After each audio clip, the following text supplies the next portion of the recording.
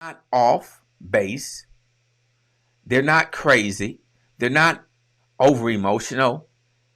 You are being weak. You, my brother, have lacked, like I did for many years, understanding of what your role is in that relationship.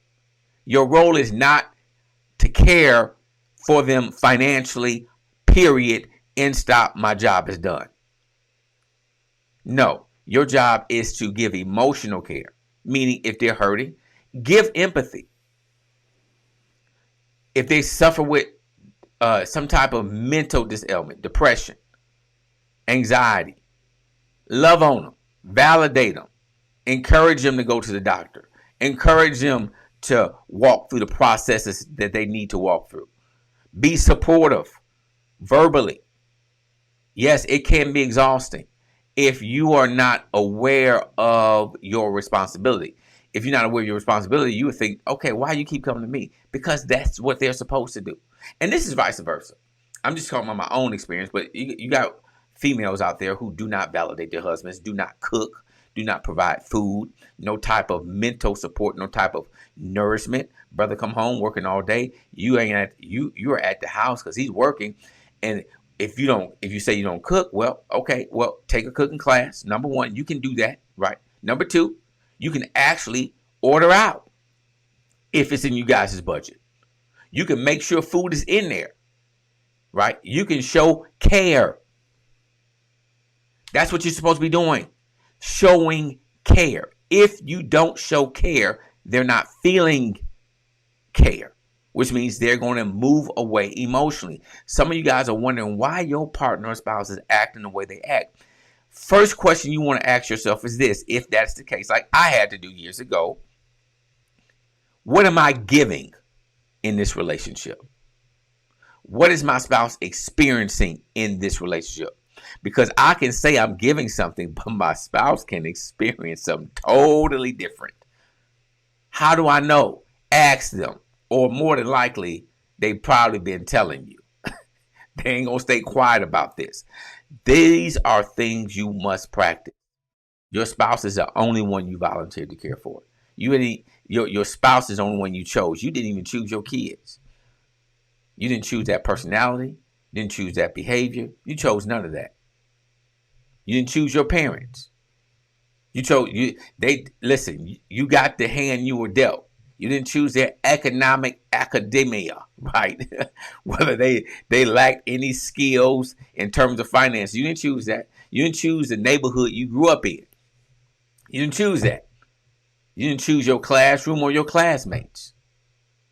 You didn't choose any of that, but you did choose the person you sleeping next to. You chose that person. Your spouse is the product of your intelligent choice. That's you. You chose her or him. Yeah, you did that. You did. So here's the expectation. Provide care. Emotional, mental, physical care. Be that caregiver. Be that person they're looking to, they can turn to, and you can add a level of emotional empathy. Support. When you said that, it hurt me. I'm sorry. I don't mean to hurt you. I'm going to say that no more. When you lead, that makes me, I'm sorry. I won't lead no more. Understand that's their experience. It's not all about you. When you sign up for a relationship, you're not going in. Some of you guys are thinking it's going to be all about you. When you're going to do what I say, you're a delusional brother. And I know you're under 35 saying that. And I know you ain't been in a long-term relationship saying that. Because you're delusional saying that.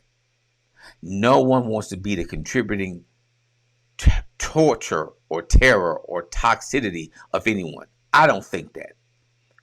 I couldn't imagine my wife eulogizing me thinking, my God, I'm glad he gone. This Negro wore my butt out. Tired of this trifling. He ain't done. He don't care for me. He don't love. I wouldn't want that to happen. No. I wouldn't want my kids to say, man, my daddy was a terror.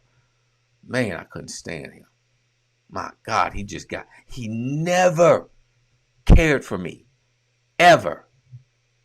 He never showed any care. What type of testimony is that?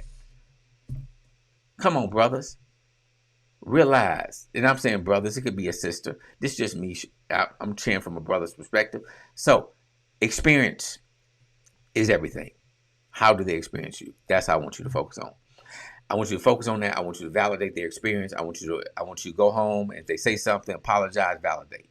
Keep doing that. They're gonna move closer to you. Ask them, how can I improve in my relationship with you? What do you want from me? What would make you say, man, I'm so thankful I married you? What do I have to provide for you to say that? Oh, shuckamona, you talking. What do I have to say to do? What do I have to say to do that? Yeah, we getting down in it. Notice I ain't asked nothing. You didn't talk about your beef. All you did was say, what do you need? Okay, again, my name is Jimmy Stevens, past relationship coach here in Atlanta School of Marriage and Relationship. If you need to talk to me, show notes got a link to a 15-minute consult.